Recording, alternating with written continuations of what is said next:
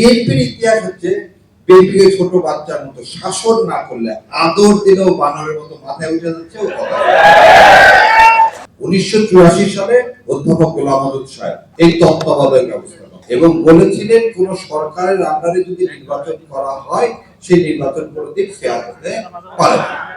সেই জন্য নির্দলীয় তত্ত্বাবধায়ক ব্যবস্থা বাস্তবায়ন করতে হবে।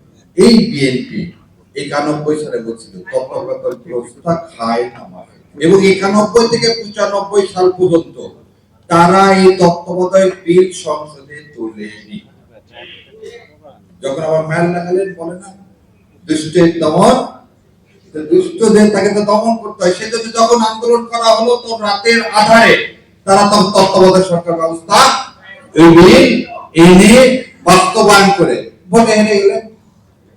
তার মানে বিএনপির ইতিহাস হচ্ছে বিএনপিকে ছোট বাচ্চার মতো শাসন না করলে আদর দিলেও বানরের মতো মাথায় উঠে যাচ্ছে ও কথা।